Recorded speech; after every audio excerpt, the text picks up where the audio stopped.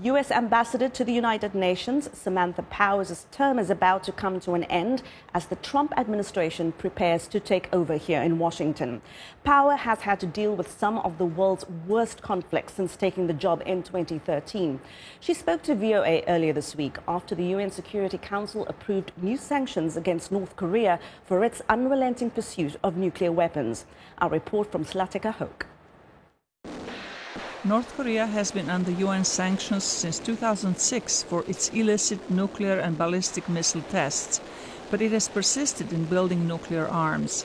Power told VOA the new sanctions will close some of the loopholes of the previous ones, but much will depend on how well they are implemented by China, North Korea's main benefactor. My sense is that they find 2 nuclear tests in a calendar year extremely destabilizing.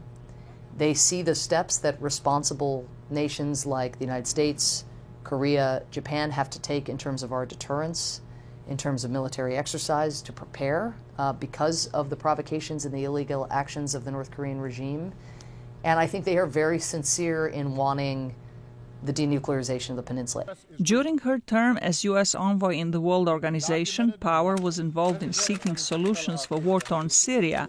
The latest UN proposal to create an autonomous zone in rebel-controlled eastern Aleppo has been flatly rejected by the Syrian government, whose forces are now carrying out brutal attacks on the area. The air attacks by the Syrian regime, aided by the Russian Federation, are going to stain the conscience of those countries who carried them out, stain history, and they will be something that people will speak about generations hence as defining actions by President Assad and by President Putin.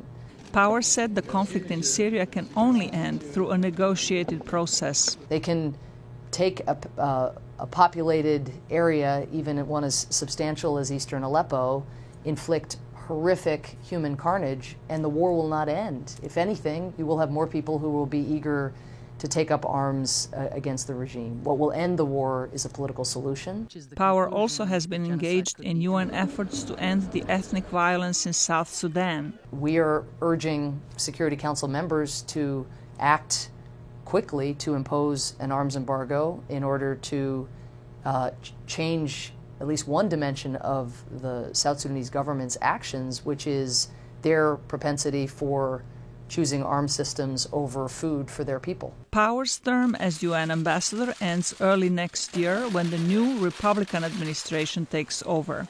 Zlatica Hoke, VOA News, Washington.